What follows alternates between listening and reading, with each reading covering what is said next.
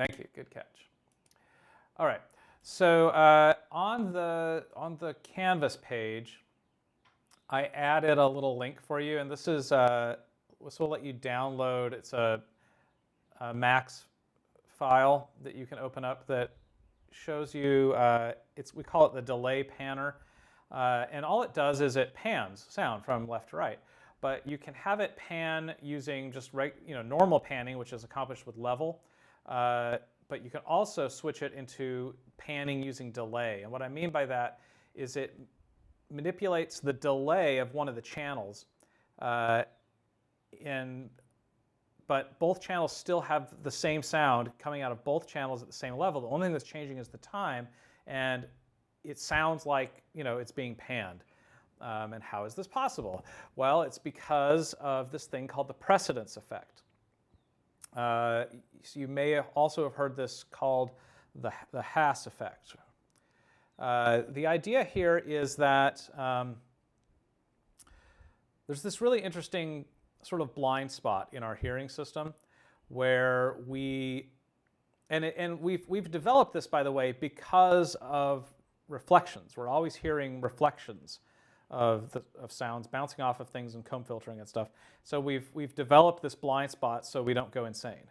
And the idea here is if we hear the same sound lots of different times, and it's basically the same, the only difference is they're all arriving at different time, we've developed this ability to sort of merge all those events into a single event.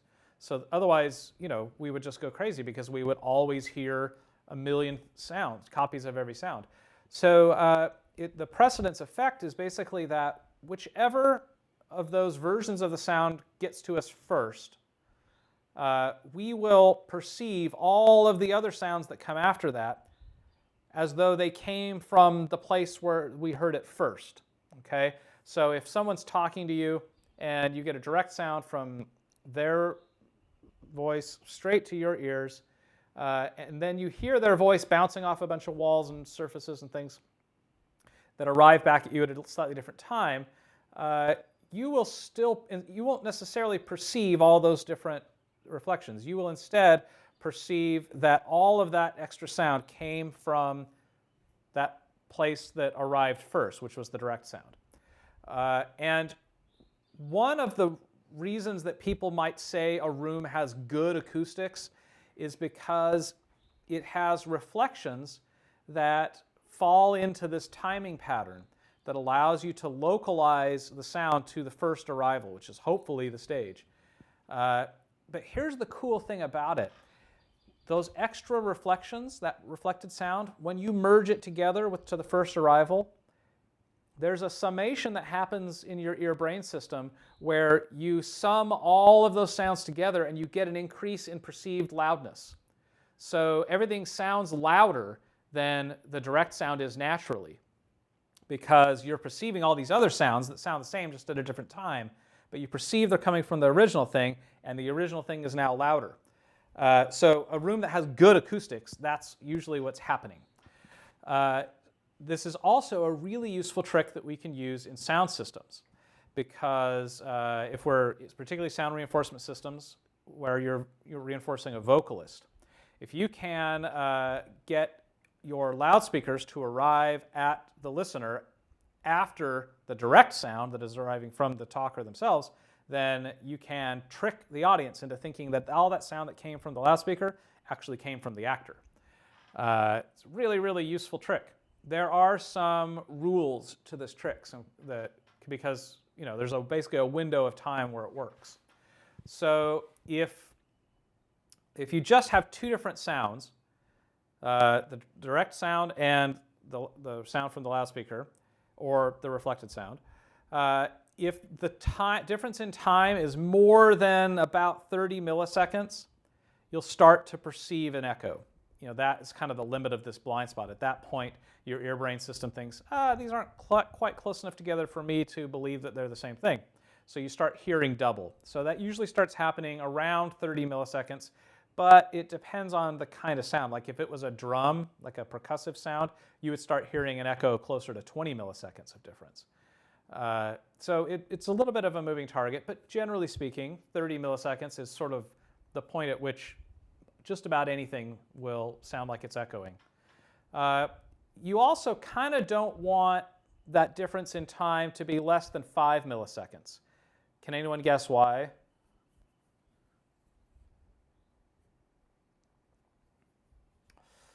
Well, no, the precedence still works under 5 milliseconds. The answer is comb filtering. So when the difference in time is less than 5 milliseconds, the comb filtering is sort of not quite bad enough yet for you to ignore it.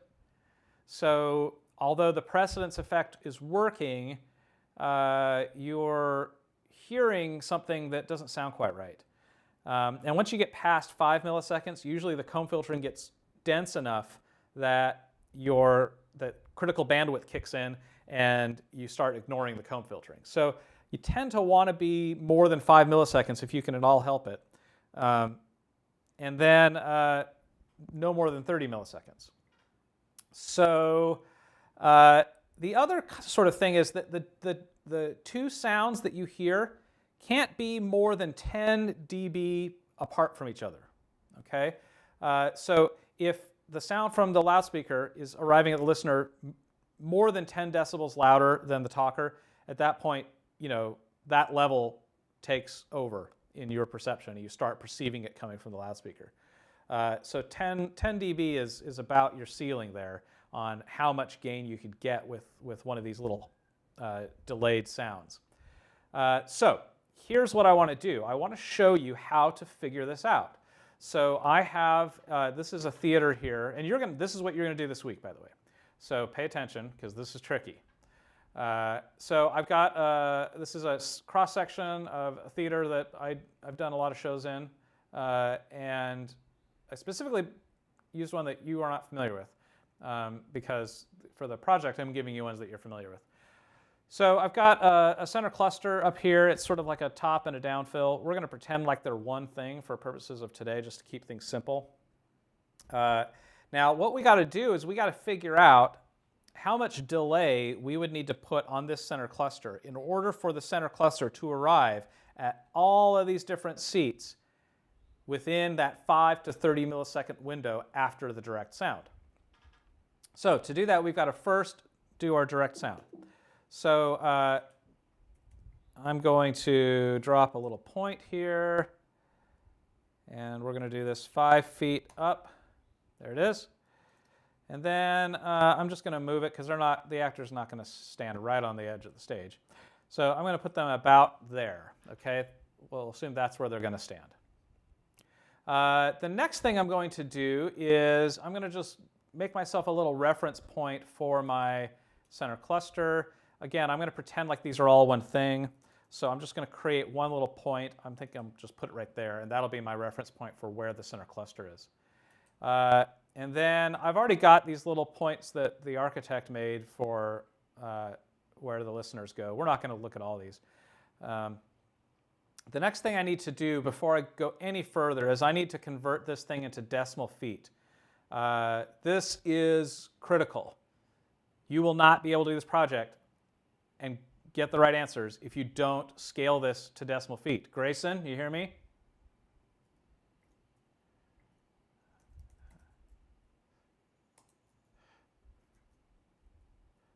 All right. This is the reason. Today is the reason why I've been harping on you guys all semester to convert your CAD files to decimal feet. All right. So I'm going to select it all. I'm going to set, I did scale. Then I say the base point is 0, 0, and then my scale factor is going to be 1 divided by 12. Okay? So now I've collapsed everything. Now I just need to change my units to decimal. And just to sort of keep my sanity here, I'm going to set it to just 2 decimal places so that my numbers aren't quite so big. That's a level of precision that will work just fine. And of course, now my points are enormous, so let me change my point style. Let's see, we'll make that 2 units. There we go. All right, so it would take us a million years to figure this out for every possible seat in this theater. So that's not what we're going to do. What we're going to do instead is we're going to just pick, a few seats. So usually, if you can make it work at the front row and you can make it work at the back row, it'll work everywhere in between. Okay? So I'm going to do front and back row of orchestra and front and back row of balcony. So I just need to label these seats really quick. So let's just put this in here. Yep.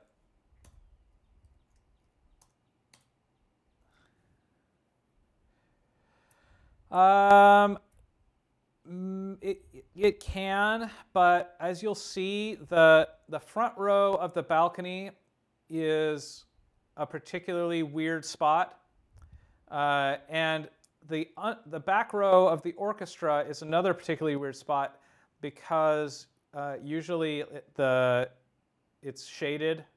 There's usually the balcony becomes an obstruction back here. So we're not going to get into it yet, but there's usually something special you have to do to the back row orchestra in order to make this work. And so it's important that you include that in there. Okay, so I'm just going to give myself some more labels here. So I'm going to call this one B, this one C, this one D. Okay. And I'm going to save this file as a copy.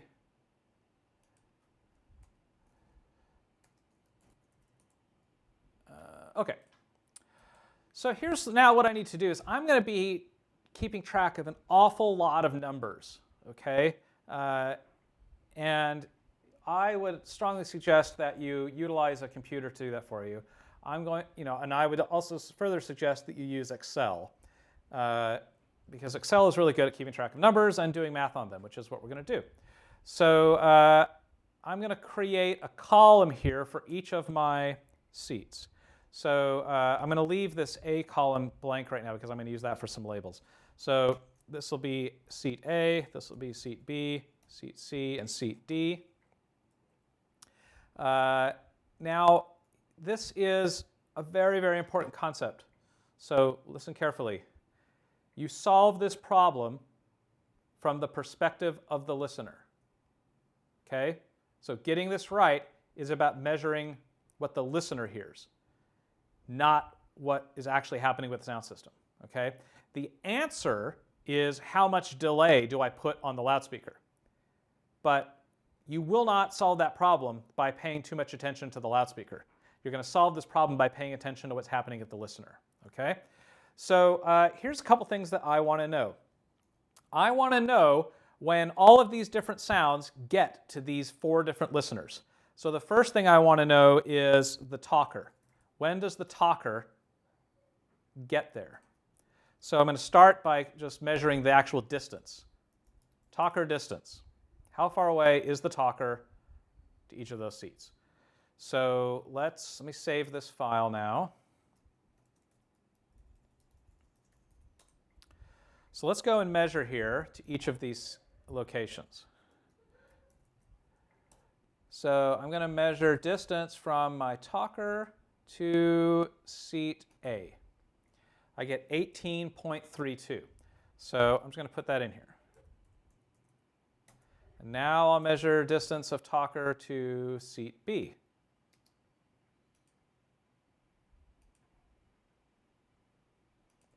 And I get 65.65. Now remember, this is feet.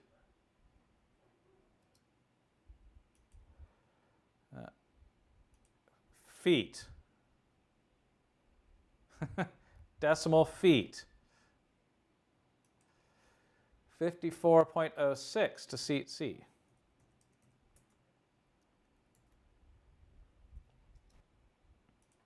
And here is seat D, 67.65.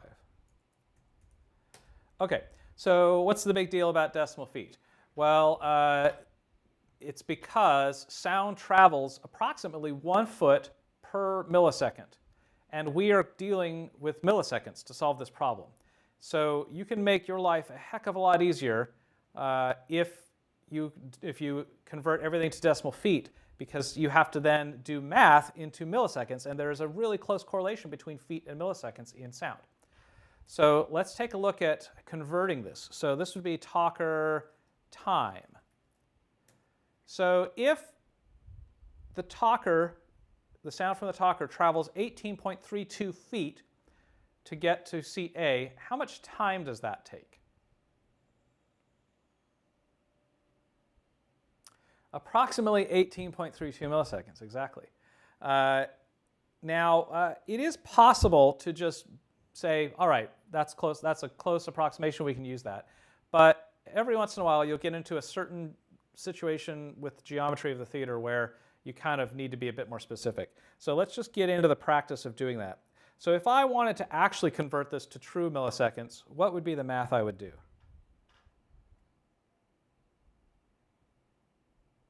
Correct. Yeah. Yeah, so sound travels 1,130 feet per second, which means how many feet does it travel per millisecond?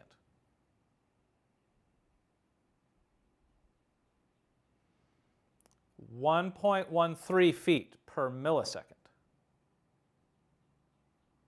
Right.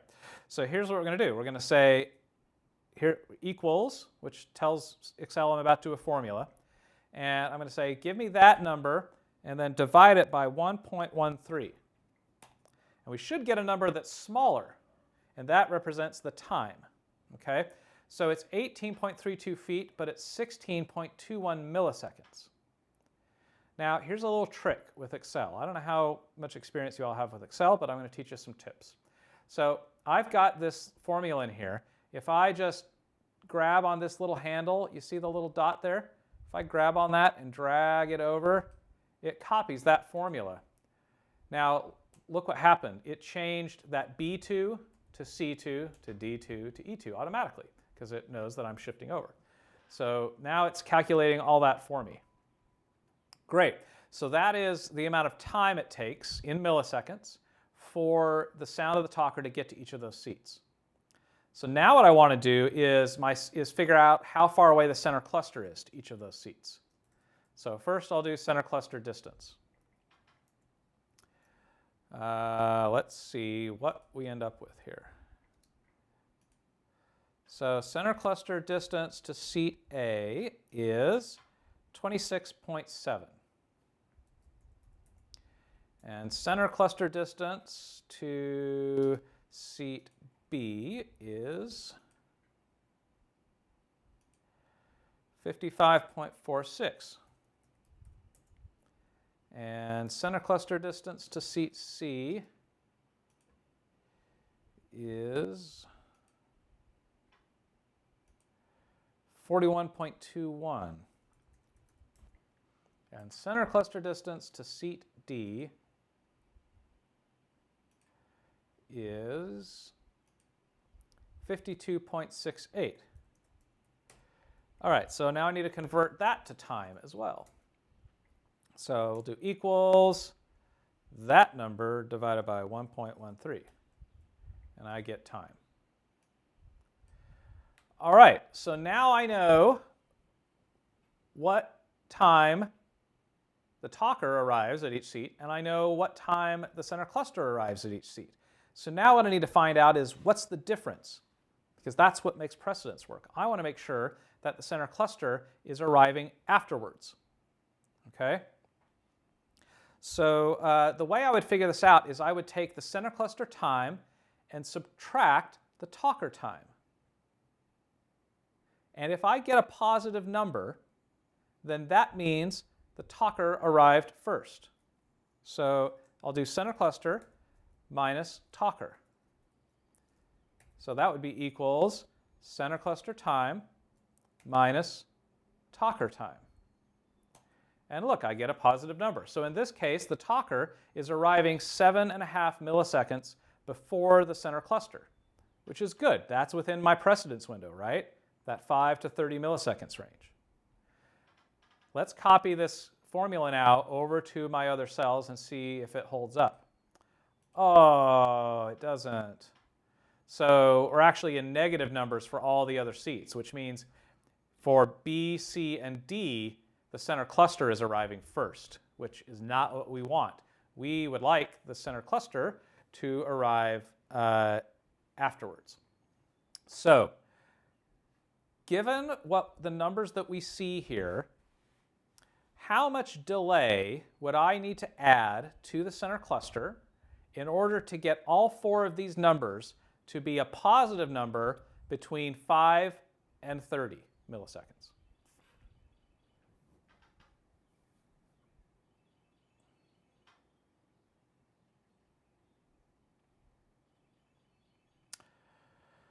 Well, that would be lovely, but geometry does not allow for that to happen. And the reason is the center cluster is 4 very different distances away from each of those seats.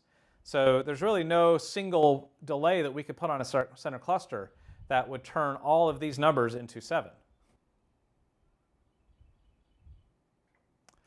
So here I'm going to make a cell here for center cluster delay. So what's the magic number I should put here?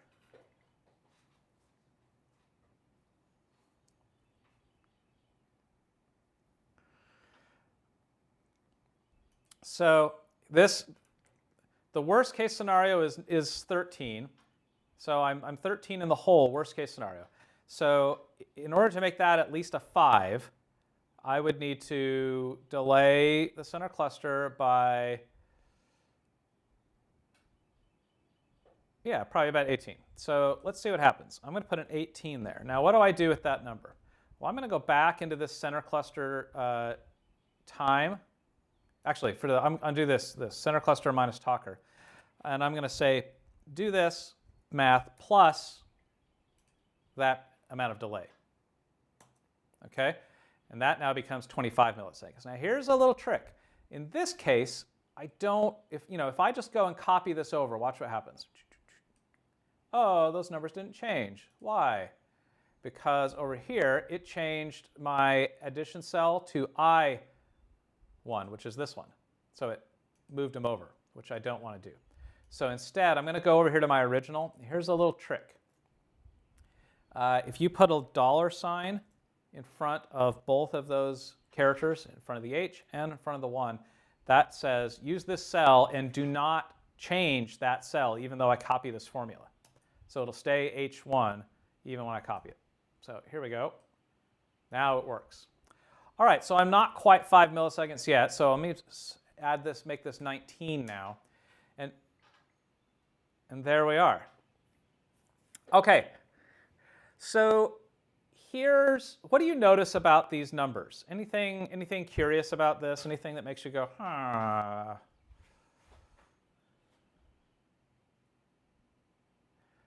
Yeah, so the front row is hearing a pretty big difference in time compared to the other seats.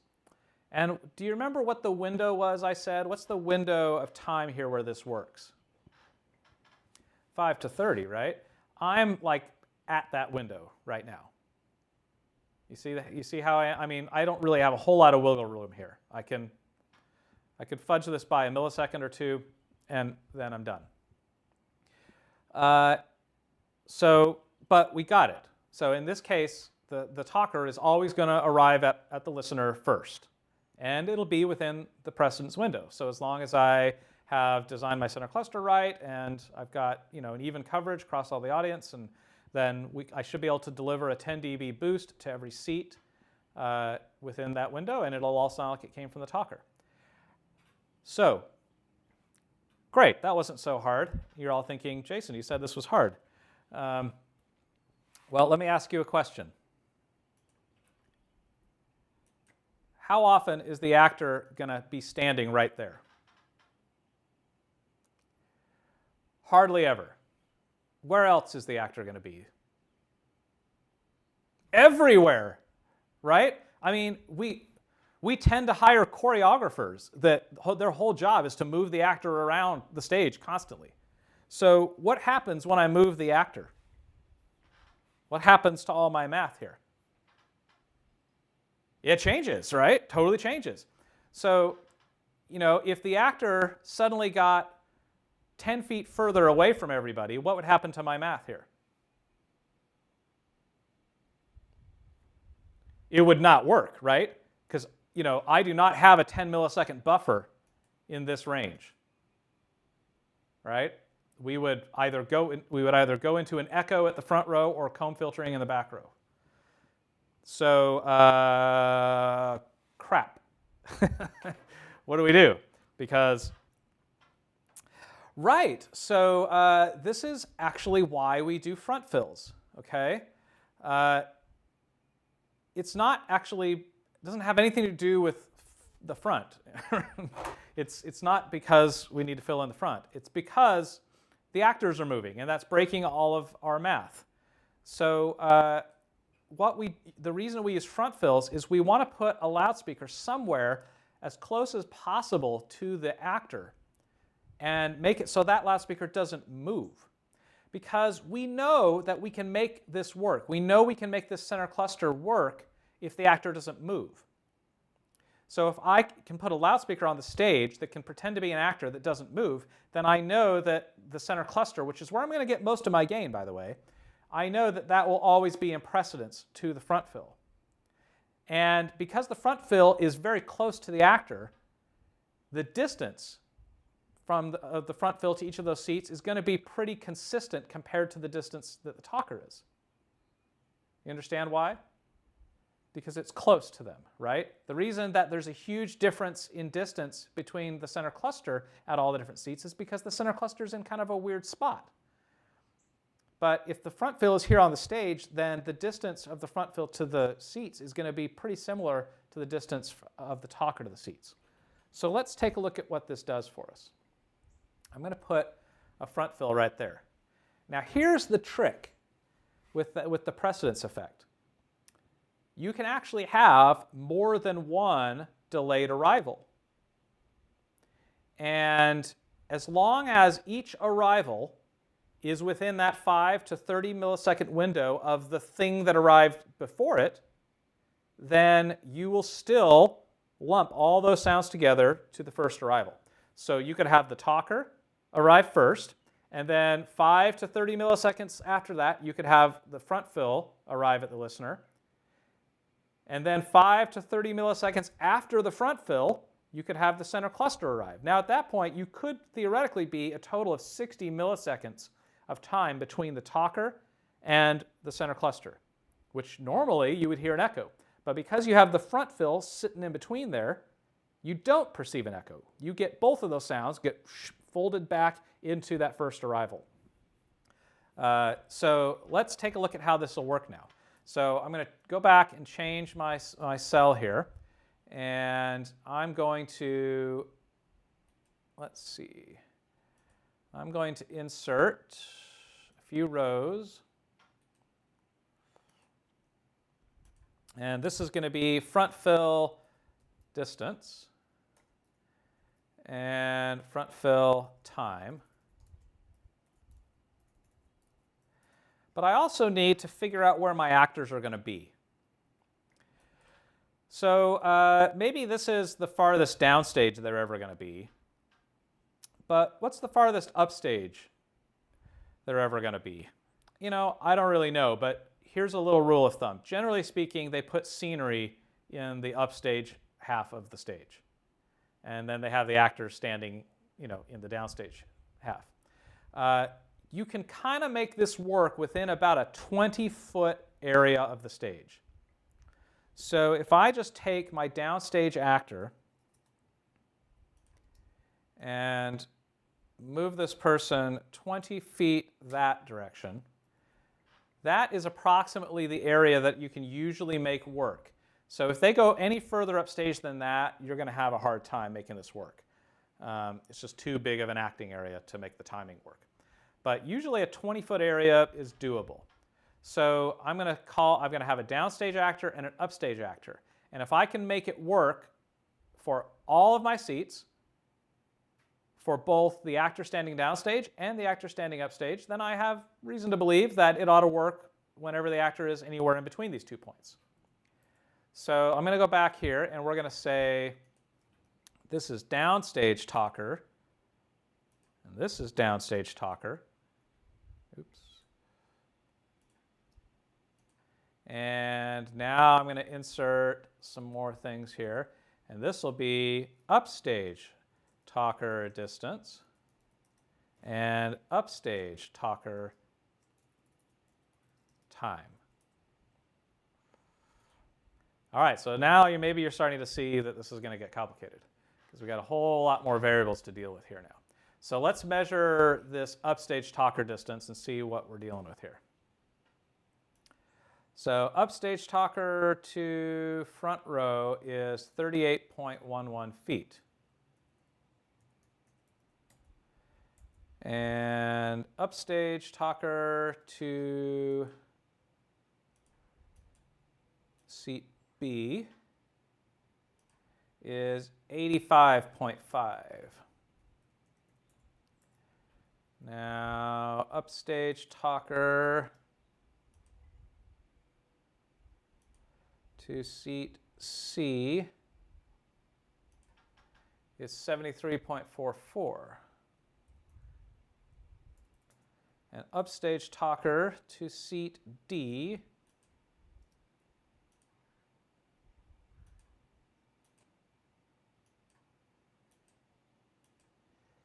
is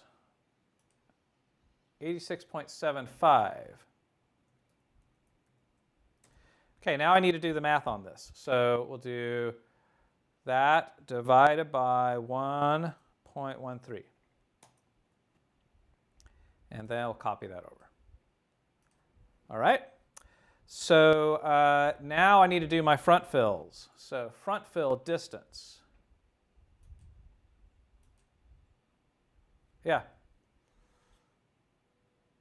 Yes.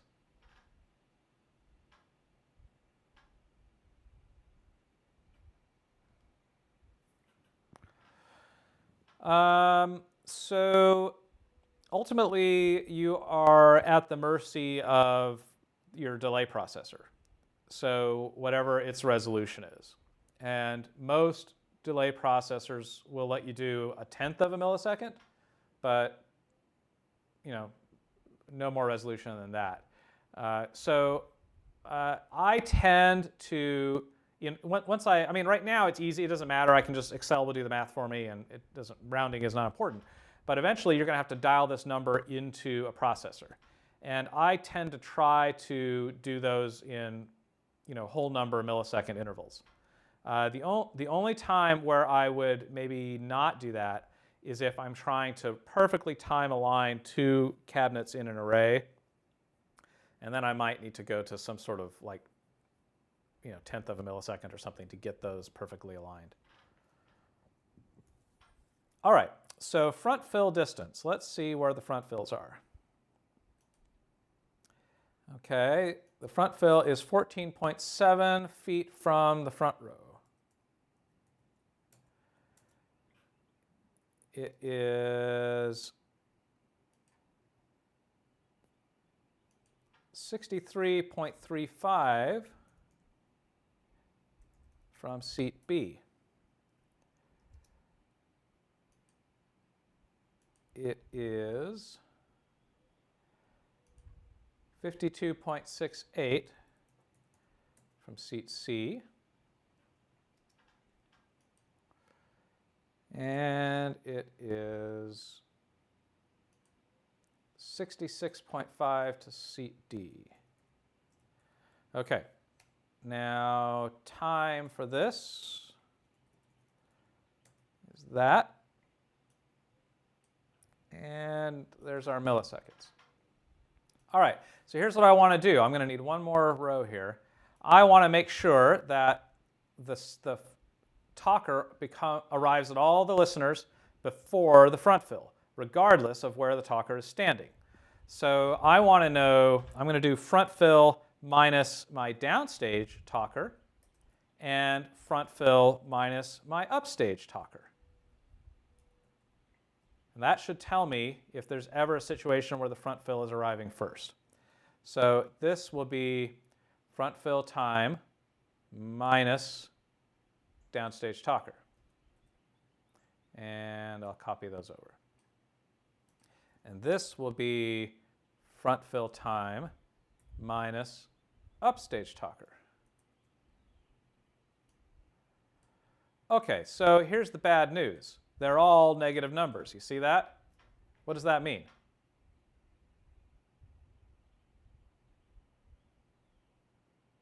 The front fill is hitting first. So the front fill is arriving at the listener before the talker, which is the opposite of what we want. So we want these to all be positive numbers, because if they're positive numbers, that means that the front fill was arriving last. So I now need a front fill delay. How much delay do I need to add to my front fill to make all 8 of these negative numbers into positive numbers that are between 5 and 30 milliseconds? So if I do 21, now here we'll just need to modify my formula here. So I'm going to do this plus, well, let's stick to 21 for a second here, and then we can fix it once I get my math right. Okay, and then this will be plus that one, and I'm going to put the $ in front of both the H and the 2 so that it'll keep that consistent. Okay, so yeah, see, I'm there at 0, so I need more. So let's maybe try 27. Okay, that puts us about there, doesn't it? Yeah, okay, so that's good. So now, no matter where the actor stands, in between this downstage and upstage area, the front fill always arrives afterwards. So effectively what I've done is I've taken this front fill and I have pretended like I moved it 27 feet upstage. So at the moment, the front fill is behaving like it's here instead of right on the edge of the stage, right? Because I just delayed the sound coming out of it so that it sounds like it's farther away. That's basically what we've done. So now the talker's always arriving first, and then the front fill arrives. Okay, so now I need to figure out my center cluster. Now, in this case, I've got the front fill now arriving second at all the seats, no matter where the talker stands within that window. So now I just need to image my center cluster to my front fills.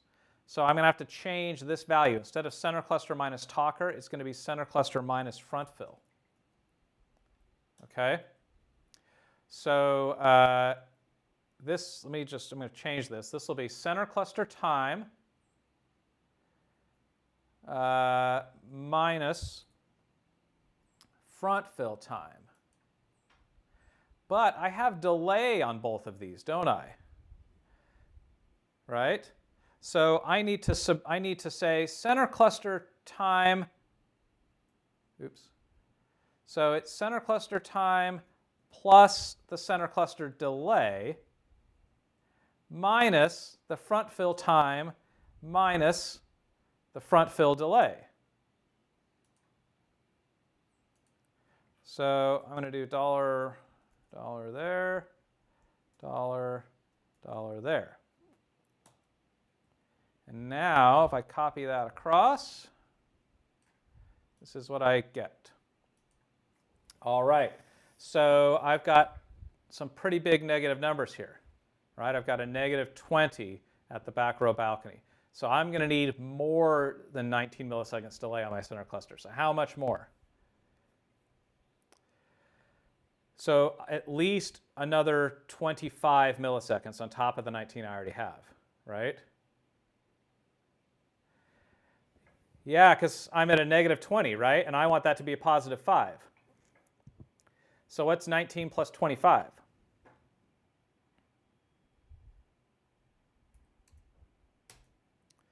So I'm going to need probably closer to 45.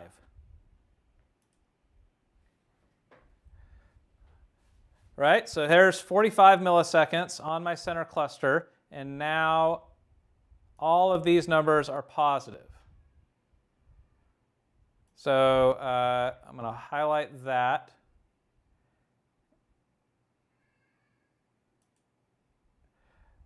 Normally, yes. But remember, you solve this problem from the point of view of the listener, not the point of view of the loudspeaker.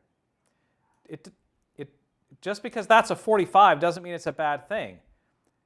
Because I put 45 on here, and then the listener hears never more than 28 milliseconds of difference between the center cluster and the front fill.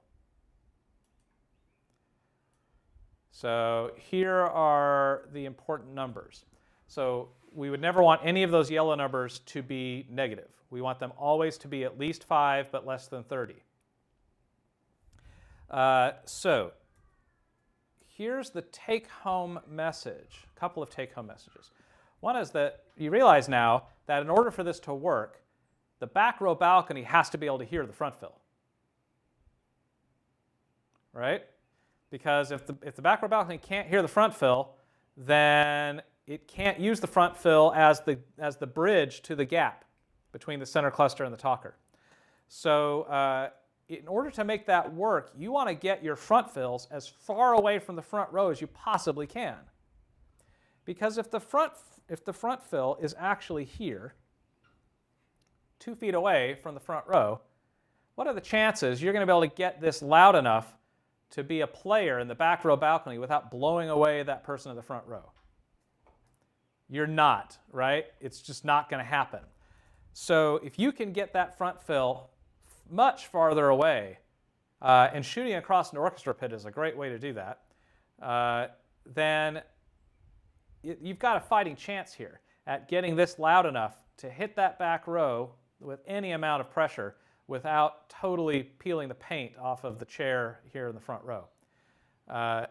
The next thing, there's another trick you can do, which is you could take these front fills, and I actually usually aim them at the back row balcony, because I want as much of my on-axis sound to go back there. And then, usually I'm within the 6 dB down point on axis to the front row, and I still get, even frequency response, but it's still a little bit quieter. Because remember, I'm trying to get this all the way back here. It's not, these people in the front row are usually pretty close to the talker. They usually hear pretty well, actually. So we're not so much trying to get the gain here at the front row. We're trying to get it all the way back here. So the front fills are critical. You can't do this without the front fills. So if you're ever working on a project like this, where you're trying to create a precedence reinforcement system like this, you have got to fight to the death to get the front fills. Because if precedence is important for this show, and it's not important for every show, but if it is important for the show you're doing, you cannot pull it off without the front fills. At least not if the actors are going to do any choreography at all. So you have to have them. And they have to be as far away from the front row as you can possibly get them. Like if they're going to cover the pit, and I don't get to shoot across the pit, then I'm in big trouble. I have to either live with them being here and have them not really helping me in the back row balcony, or I've got to put them somewhere in the set. And I've done that before. I've buried them inside of steps on the set, or something, and then they just shoot through the legs of the actors or something like that. But this is super important. And this is also something that's super offensive to set designers, particularly inexperienced set designers. Eventually the set designers, get beaten by enough sound designers along the way that they realize that they're going to lose this battle every single time, and they stop caring as much. But young set designers haven't learned that lesson yet, and so you're going to tell them, oh, I've got to put these front fills right on the edge of the stage where you're setting. This is going to just blow their mind. And they're going to fight you pretty hard on it. And you're going to win, right? You're going to get what you want because you can't do the show without this. So you're going to have to get it. But just be ready. Be ready for that. You're going to have to talk, and you're going to have to work really hard, and you're going to have to explain to them why. you don't have to teach them everything about sound, but you do have to explain to them enough of it so that they understand why it's so important to you. And you have to say, look, without this, this is going to be a musical about sound coming from the ceiling. We're going to be watching something happening on stage, and we're going to hear it coming out of the ceiling. That's not what we want. We want to hear the show happen from the same place that we're seeing it happen. And we can't do that without these front fills. Okay? So you got to fight really hard for that. All right. Let's see. How are we doing on time? We're doing okay. All right. Before I do the next step, any questions? Okay.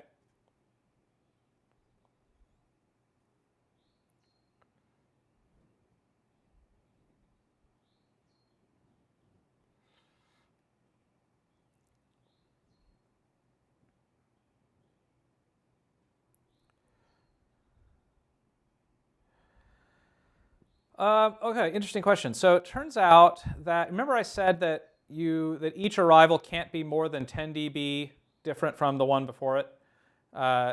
So 10 dB, so that 10 dB doesn't work at all the delay gaps. So you can usually only get that full 10 dB of gain and still image it when the difference of time is also coincidentally around 10 milliseconds. So 10 milliseconds is the gap you really ought to be shooting for, because that's where you can get the most gain. The farther away you get from 10 milliseconds, the farther away you're going to get from being able to get that 10 dB boost.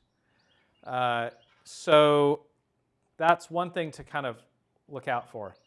The other thing to look out for is you get to do that 10 dB for every single arrival. So I can get 10 dB louder than the talker with my front fills, and then I can get 10 dB louder than the front fills with my center cluster, which would put the center cluster 20 dB louder than the talker. So this is where I say you're going to get most of your gain out of the center cluster, because you're going to get, if you do this right, as much as 20 dB of gain off of your center cluster compared to the talker. And that's enough usually to get the job done. If you've got a really huge theater and you've got some sort of problem, like for example, let me show you, this is a good segue to the next thing I wanted to tell you, is if I draw a construction line from the ears of this person sitting in this back row to my center cluster, anybody see a problem with that? Yeah. So the axis where my ears are supposed to be hearing sound from, the center cluster is having to travel through the balcony to get there. That's going to be a problem. What's going to happen there?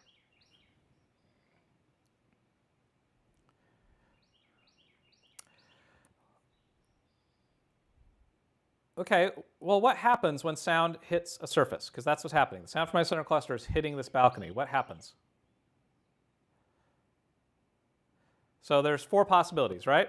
It could be absorbed by that thing. It could reflect off of that thing. It could transmit by or through that thing, or it can go around that thing. And it's usually some combination of all four things. Here's what's going to happen. Well, the ratio of those four different possibilities is entirely dependent on the wavelength of the frequency you're talking about. So the high frequencies are more likely to be blocked by this balcony because the balcony is large and the high frequencies are small. But the low frequencies, they'll get around this balcony, right? Because the front of this balcony is not 10 feet. So 100 hertz is going to get around it just fine. So this person is probably going to hear the low frequencies fine, no difference. But the high frequencies, probably not so fine. The high frequencies will be pretty significantly attenuated. So I could solve that problem by adding another loudspeaker. I could put one right here, right under the edge of the balcony. And especially if I could drop it down a little bit, then I could get a clear shot straight to that listener. And I could use that loudspeaker to pick up that high frequency that didn't make it around the balcony. So this does not need to be a really big and powerful loudspeaker. It just needs to be one that can deliver high frequencies a short distance, which just about any loudspeaker can do that. So something small. And then what I would do is and I'm not going to demonstrate this because I don't need, well, Lance, you're going to have to do this. You're going to have to do a delay fill, but the undergraduates aren't. But I'll talk you through the basic process. You would basically add another loudspeaker here, right? So you would have an under balcony, and you do under balcony distance and under balcony time, and then you would do under balcony minus the front fill, including the front fill delay. And then you'd be able to see the difference in time. And you would want those under balconies to arrive after the center cluster. And then you could still get it to arrive within precedence. And this does not need to be very loud. So you're not usually going to get a full 10 dB of gain. In fact, I would strongly advise you against trying to get 10 dB of gain, extra gain off of your under balconies, because that can cause you a really, really, really, really, really, really, really, really big problem. And that really, really, really, really, really, really big problem is that usually your A1 who's mixing the show is somewhere back here too. And if your A1 is back here in the back row and listening to an under balcony that is 10 dB louder, that is arriving at 10 dB louder than the center cluster is arriving at the rest of the seats in the theater, what's that going to do to the mix of the show? Yeah, so you're going to tell your A1, hey, mix this so that, we're getting louder, but we still believe it's coming from the stage, right? So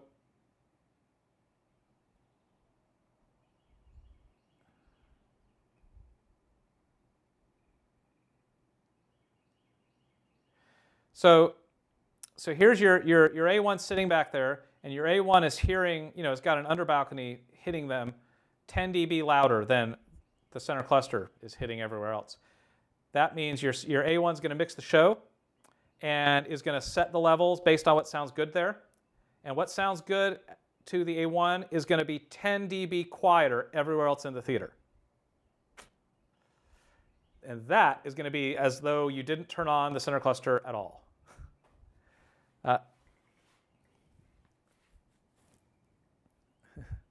Okay, all right. So the reason I'm harping so much on this particular problem is that I have made that mistake. Very early on in my career, I made that mistake. I'm thinking, oh, hey, look, I can get a whole extra 10 dB back here. And then the entire show, everywhere else, was 10 dB too quiet. And couldn't figure out why, and it took me much longer than I'd care to admit to figure out why I was having that problem. So don't do that. You just need these under balconies to re-deliver that high frequency. That's all they've got to do. They don't have to be very loud at all. They just have to re-deliver high frequency so that it sounds the same level here as it does everywhere else. And as long as you delay it right, then it will also image precedence-wise all the way back. Well, it'll image to the center cluster, and the center cluster images to the front fill, and the front fill images to the talker. And so you will think that all three of these loudspeakers are sounding like they are coming from the talker, and the talker is just way louder than 20 dB louder, potentially, than they would naturally be. Okay, other questions?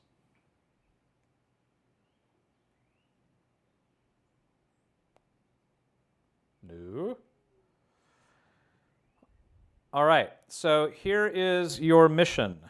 If we go onto the site here and look at the Precedence Imaging assignment.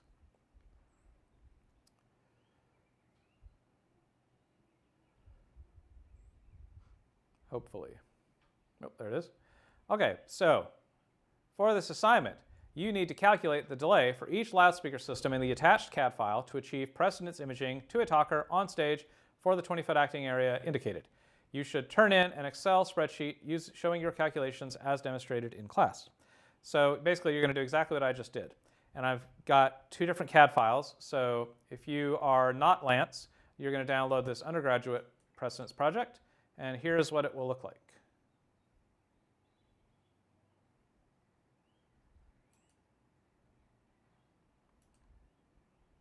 Okay? So this is our favorite Friedman theater. And I have a downstage singer / talker location and an upstage singer / talker location. I have a front fill here in a not super awesome location, but that's where it is. And I have a center cluster in this location. And then I have a front row person and a back row person. So you have to figure out how much delay do you need to put. So the answer is how much delay goes on the front fill, how much delay goes on the center cluster. Those are the two numbers that you are trying to find. In order to find those numbers, you're going to create an Excel spreadsheet similar to this one, and you will have those two answers in it. But I want to see all of your math, so I want to see how you got there. And so, because if you make a mistake, I want to see where you went wrong. Then let's see, Lance, you'll get this one.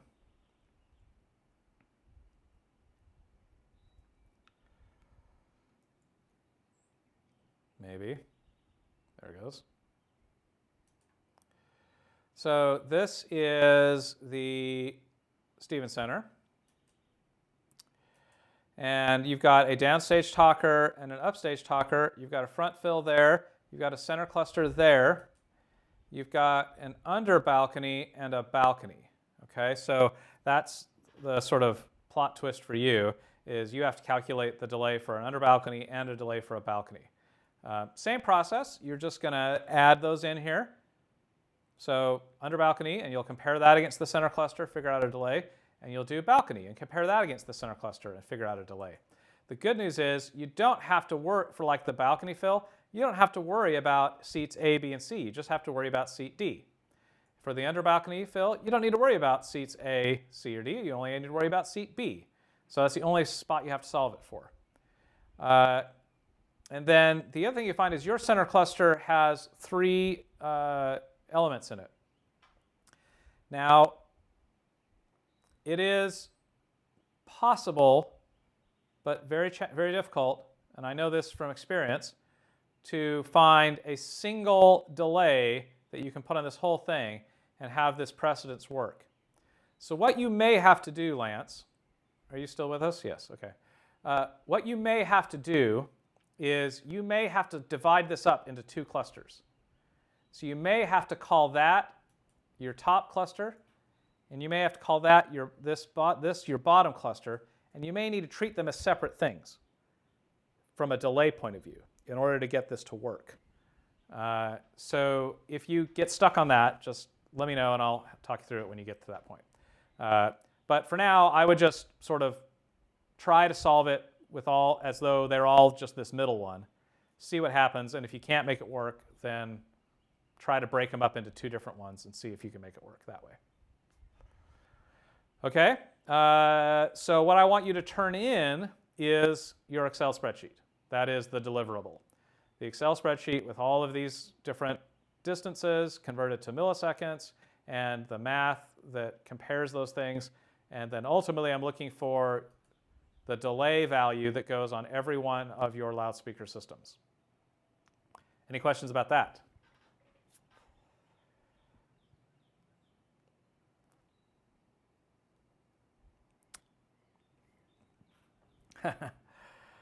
Well, so no, but there are some rules of thumb. So generally speaking, normal conversation, someone standing 3 feet apart having a conversation, that's usually around 60 decibels sound pressure level. That's how we normally talk. Somebody who is on a stage or teaching, like in front of a classroom or something, is probably going to talk at least 10 dB louder than that. So I would say talking, you can usually expect somewhere between 70 to 76 dB SPL at 1 meter away. Singing, if they're good singers, they're going to be able to do a little bit louder than that. So good singers are going to be able to do somewhere around 80 dB SPL 1 meter away when they're singing. but you're dealing with people who are not consistent, and so it's going to be tricky to know for sure. Just like with gain before feedback, the level of the talker is really not your problem.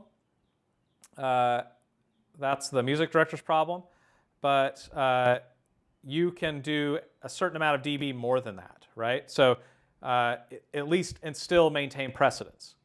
So if you do get into the situation where the talker or the singer is so quiet that you get your maybe 20 dB of gain and you're still not getting the intelligibility you need, at that point you have to have a conversation with the music director and the director of the show to say, look, I've got more gain. I've got more than 20 dB of gain here. I can make them louder, but I'm at the point now where if I make them any louder, it's going to start sounding unnatural.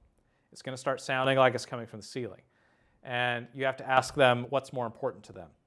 Is it more important to them that you get the gain, or is it more important that you maintain the illusion? And you'll get a different answer to that question on every single show with every single music director and director. I know some music directors that will say, I never, ever, ever, ever, ever want to think that this is coming from a speaker, so if they're not loud enough, you tell me and I will fix it and I will make them louder. And then I have others that say, I don't care, I just want to hear them. Because usually by the time you get to tech, the director is so tired of having to deal with the actors because they've been in rehearsal for a month. And it's just sort of like not thinking about that stuff anymore and wants to be focusing on the tech stuff. And they're just like, you know what, I don't have time to give them all those notes, just make it louder.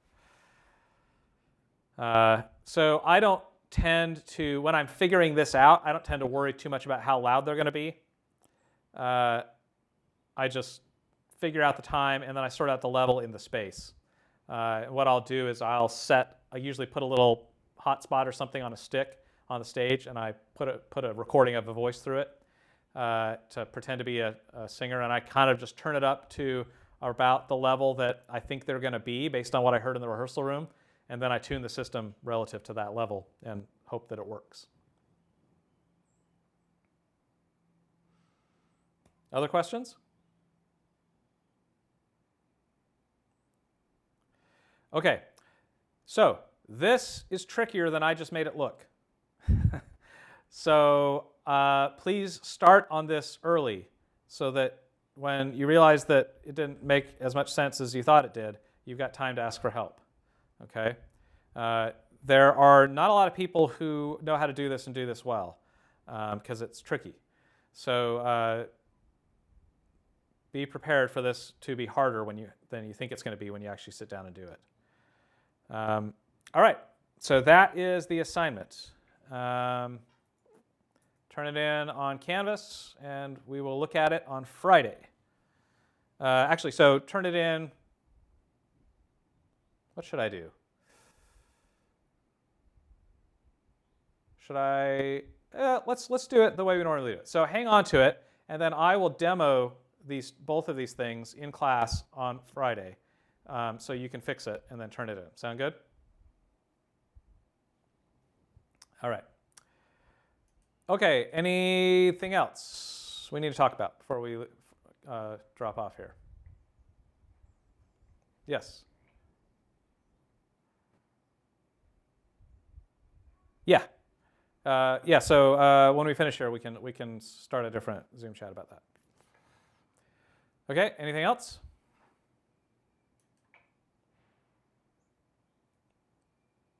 No? Okay. All right, so I will see you guys on Friday, and we'll talk through this project, all right? Okay. Oh, by the way, don't forget Wednesday I'm doing a Peakmaster demo on SoundGym.